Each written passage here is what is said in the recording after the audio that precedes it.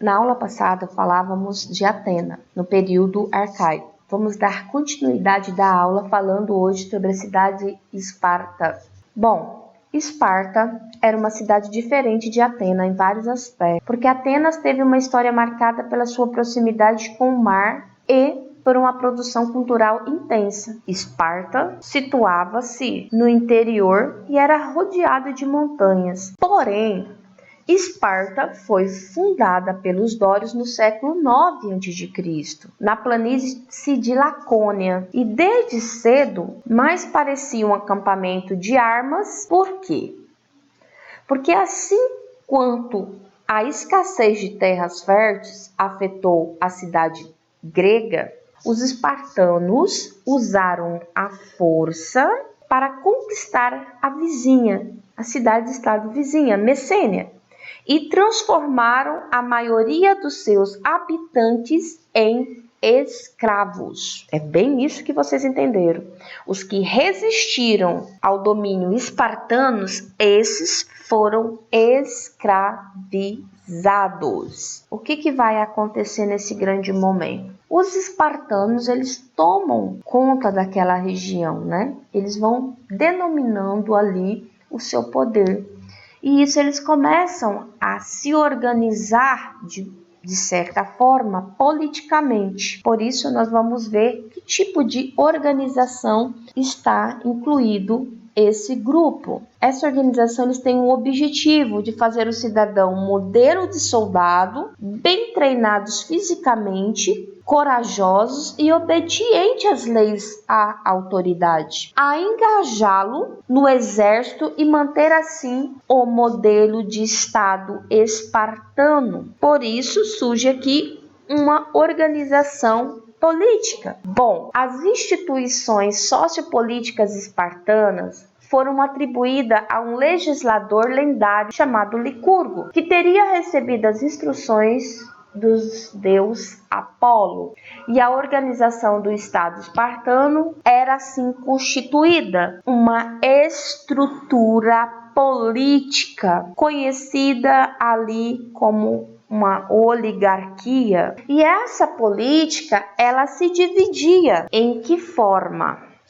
Nós podemos dizer que essa política era governada por dois reis, conhecida assim como diarquia, no qual um dos reis assumia as funções religiosas. Essa administração política era exercida também por três grandes órgãos: Jerúsia, Ápila ou Éfaros. Bom, Jerúsia, ou Conselho dos Anciãos, ela tem uma direção da política interna e externa. A Jerúsia era composta por 28 anciões, espartano com mais de 60 anos. Tinha a função de legislativa e atuava como corte suprema.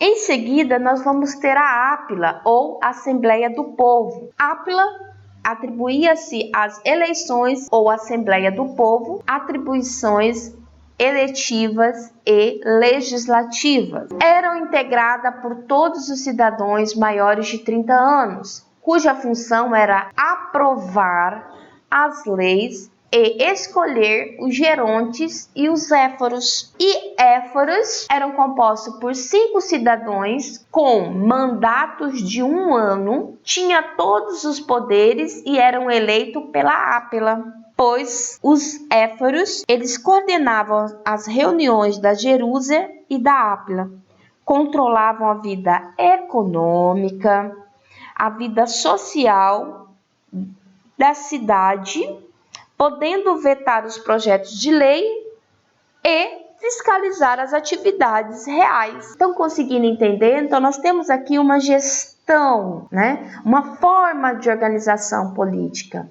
no qual é composto por 3 grandes poderes, ou 3 grandes órgãos: Jerúsia, Ápila e Éforos.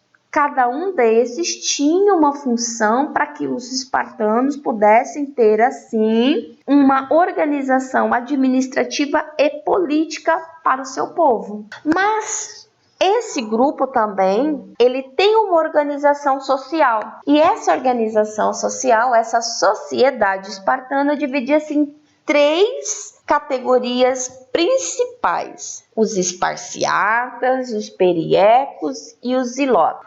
A camada dominante era constituída dos esparciatas ou descendentes dos primeiros conquistadores. Somente eles tinham direito político. Exatamente o que vocês estão entendendo aí, pessoa. Somente eles tinham o poder político, pois eles obtinham ali poder de comando entre os seus territórios. Eram proprietários de terras, eles tinham um domínio, eles participavam do governo, eles exerciam um papel tão importante quanto os eupátridas lá na Grécia. E incrível que eles também aqui, os esparciatas, eles permaneciam à disposição do exército ou dos negócios públicos. Essas eram as funções dos esparciatas.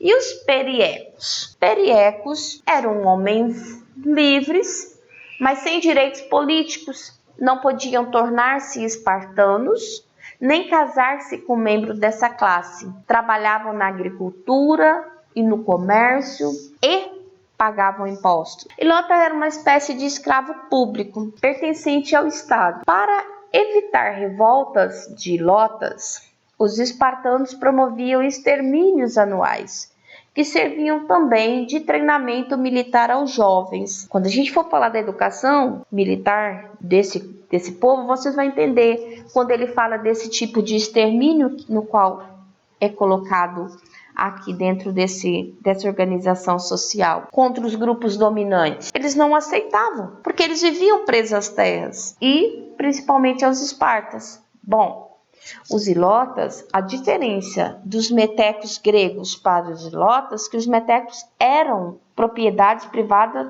dos gregos e os ilotas não. Os ilotas eles vão servir como escravos, eles serão escravizados, mas ele não pertence ao esparciato, ele vai pertencer ao Estado. É como se eles fizessem o requerimento de ilotas para trabalhar nas suas grandes propriedades.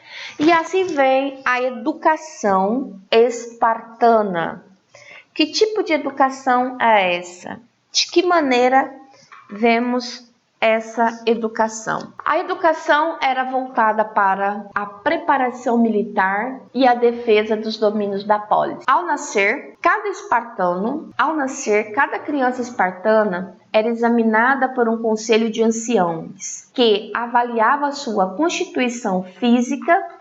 Se apresentasse alguma deficiência, essa criança era retirada e imediatamente atirada em um desfiladeiro. Se esse garoto fosse saudável, era criado com a mãe até os 7 anos. Depois disso, passava a morar com outros meninos de sua idade em um acampamento do Estado. Neles, a partir de 12 anos, era submetido a uma série de constrangimentos. Recebia pouca comida, uma única túnica para cobrir e dormir, e além disso, era submetido a agir com coragem e esperteza, até mesmo roubar para conseguir alimentos. Mas se fosse pego roubando, eram castigados severamente em público. O que vai acontecer? Estamos aqui, o soldado, o espartano, ele é colocado em uma prova e dessa maneira ele vai fazer o quê? Esse jovem, ele passa por tantos rituais e tantas provas que ele leva a caçar. Por isso, lembra que eu disse do extermínio dos ilotas? Eles colocam esses ilotas para lutar em praça pública com esse espartano, com esse jovem que está sendo treinado.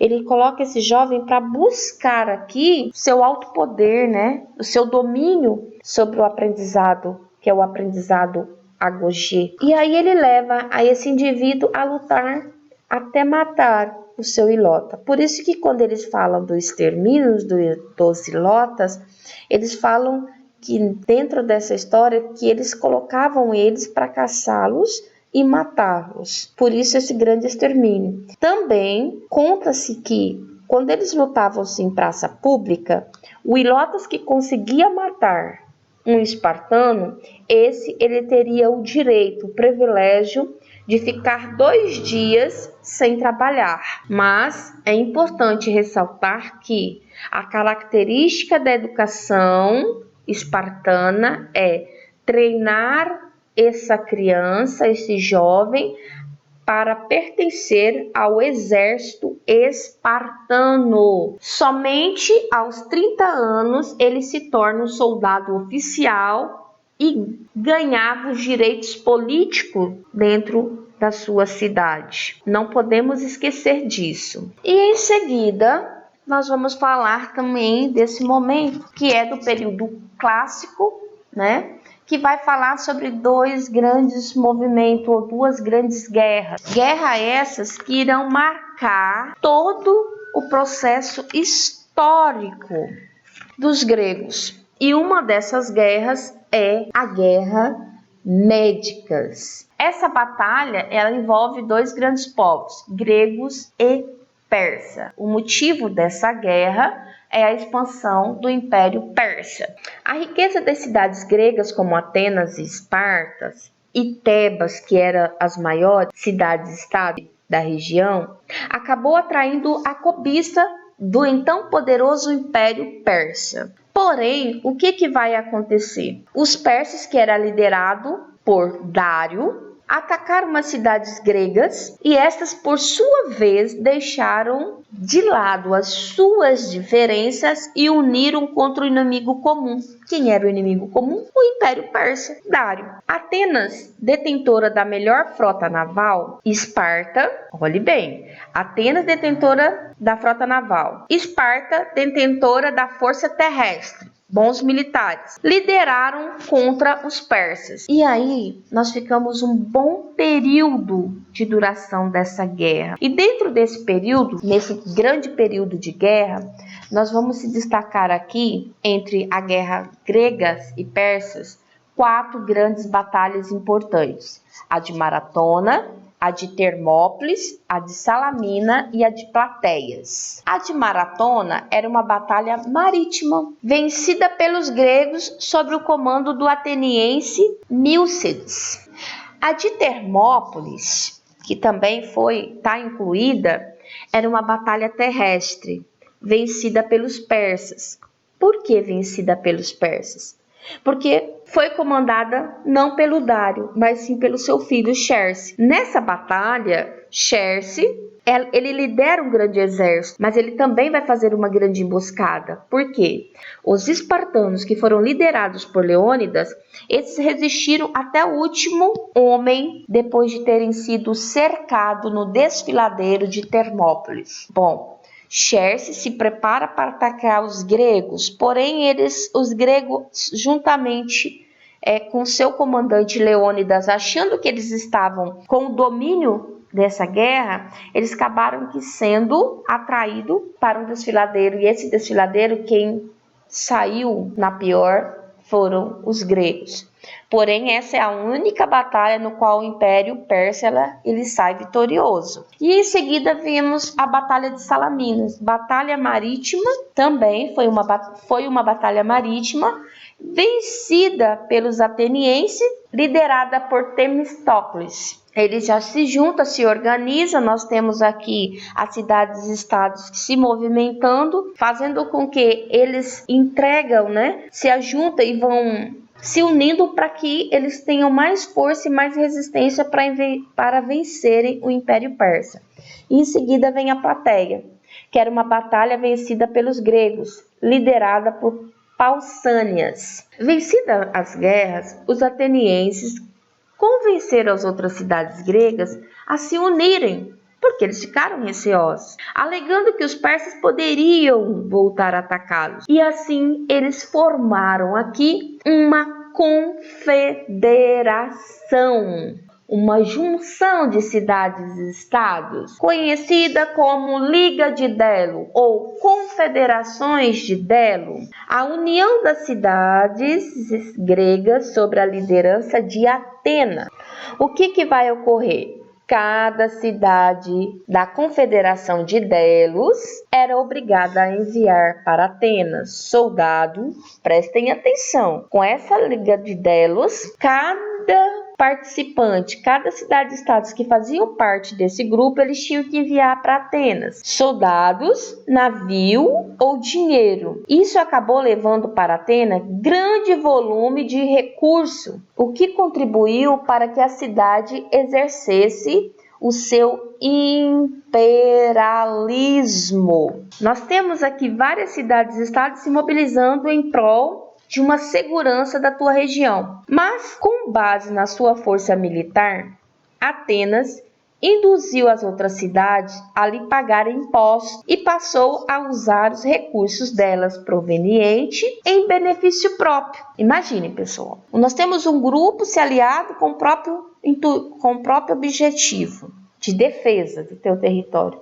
Mas Atenas, ela literalmente articula que todos têm que pagar imposto para que a Atenas em si, se torne, tenha mais organizações e assim eles podem se resguardar. Por isso, a política imperialista ganhou um destaque no governo de Péricles, que usou o recurso da Confederação de Délo para fazer uma série de reformas urbanas políticas em Atenas, fortalecendo a liderança ateniense. Mas espera aí, nós temos dois grupos, nós temos duas grandes cidades-estados que se destacaram. E agora a gente está vendo que Atenas está querendo sobressair sobre as demais, mas usando o dinheiro de todos. Então, o que isso vai causar? Uma grande revolta. Esparta não concorda com as ideias de Péricles e não concorda com as ideias que está acontecendo. Por isso, Esparta reage ao imperialismo dos atenienses, aliando-se a outras cidades que estavam descontentes. Exemplo, Tebas e Corinto. A partir daí, formaram entre elas a Liga do Peloponeso. Qual era o objetivo? Era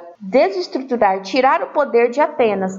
Por isso, a rivalidade entre Atenas e Espartas e suas respectivas aliadas evoluíram-se para uma grande guerra, chamada assim Guerra do Peloponeso. Bom, é isso que vocês estão vendo, a Guerra do Peloponeso.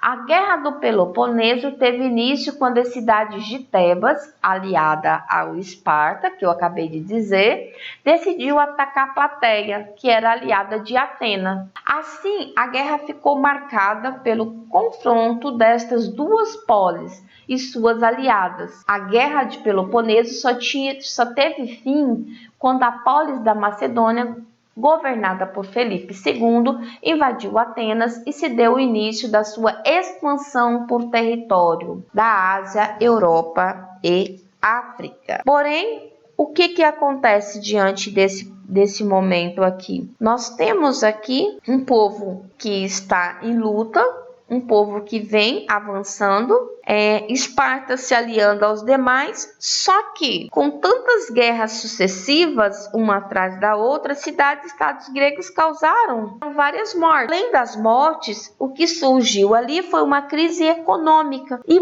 deixando o povo das cidades-estado totalmente sem condições, e isso faz aumentar até a fome. Eles se tornam enfraquecidos e nesse enfraquecimento de Esparta e Atenas está deixando margem que outro exército possa vir atacar, e esse exército é de Felipe II da Macedônia, pois ele toma a frente desse momento, ele vai liderando esse território e expandindo assim o seu conhecimento entre a Ásia, Europa e a África. Porém, esse período de expansão entre as culturas, nós podemos destacar aqui uma pessoa que ficou conhecida dentro da história. Por quê?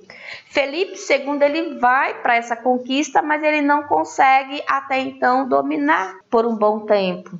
E com a sua morte, o seu grande sucessor foi seu filho, o Alexandre o Grande. Porém, Alexandre, ele já tinha uma mente aberta, ele já tinha um outro conhecimento. Alexandre teve educação refinada, foi discípulo de Aristóteles, com quem aprendeu valores e reconhecimento dos antigos gregos. Dono de sólida formação intelectual, militar, Alexandre marchou com 40.000 soldados para o Oriente e depois sobre a África. Por meio de sucessivas conquistas, organizou o maior império reconhecido até aquela época, o Império de Alexandre, Ásia, Europa e África. Bom, a partir dessas conquistas, Alexandre foi um político habilidoso.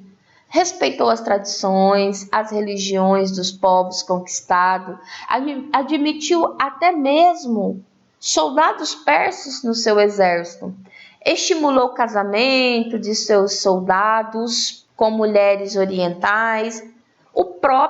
Conta-se que o próprio se casou com a filha mais velha de Dário, que foi o rei dos persas. Além disso, incentivou o máximo as trocas culturais entre diferentes povos do império, que ocorreu um entrelaçamento da cultura grega com as culturas orientais, nascendo daí a cultura helenística ou simplesmente o helenismo. Bem, isto mesmo. Só que com essa cultura, essa difusão cultural, nós também não podemos esquecer aqui dos grandes legados culturais gregos deixados. A herança cultural deixada pelos gregos foi muito rica e influenciou toda a civilização oriental. Suas concepções de beleza, retratadas nas obras e na escultura, pintura e arquitetura, foram tidas como clássicas no seu equilíbrio e na sua harmonia.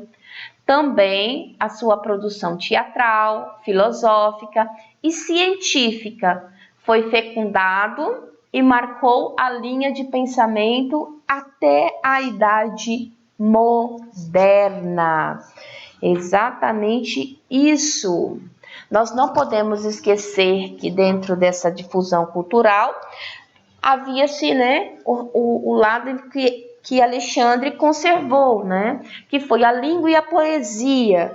Nossa língua está cheia de palavras derivadas dos gregos. Com os gregos aprendemos a expressar nossos sentimentos por meio de poesia.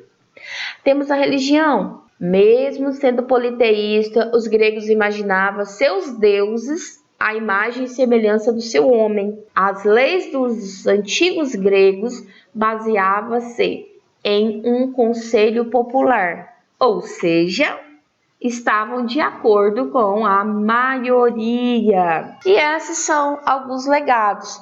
Nós temos o teatro, no qual nós temos aqui o momento que nós vamos estar falando sobre a criação, Os gregos foram os criadores de dois gêneros teatrais consagrados, que foi a tragédia e a comédia. Exatamente isso. Entre os autores gregos da tragédia se destacam Ésquilo, Sófocles e Eurípides. Já no gênero da comédia, o mais conhecido é o Aristófanes. Nós temos a história nesse contexto, que nós temos Heródoto, no qual ele vai redigir histórias. Nós temos aqui também a poesia, no qual foi identificada por Homero, que escreveu Ilíada e Odisseia, Píndaro, os Jogos Olímpicos, que ficou registrado, e também nós temos dentro desse processo filosofia. Nós temos 3 grandes nomes dentro da filosofia, todos, mas Sócrates, Platão e Aristóteles, o que dão início, a esse contexto no qual a filosofia nos permite a procurar, a buscar explicações. E nós temos a arquitetura, que vai ser um estilo jônico, a elegância e beleza, os dóricos, funcionalidade e peso, e o corinto, luxo, riqueza e detalhes. Temos aí a arquitetura, a escultura de Fídias e Mirão, e a ciência de Tales e Pitágora. Dentro da medicina, nós vamos ter Hipócrates. Nesse processo é o que nós continuamos a entender, que todos esses legados hoje faz parte da nossa vida cotidiana, um pensamento filosófico para que nós possamos refletir. Só sei que nada sei, e o fato de saber isso me coloca em vantagem sobre aqueles que acham que sabem alguma coisa. Sócrates.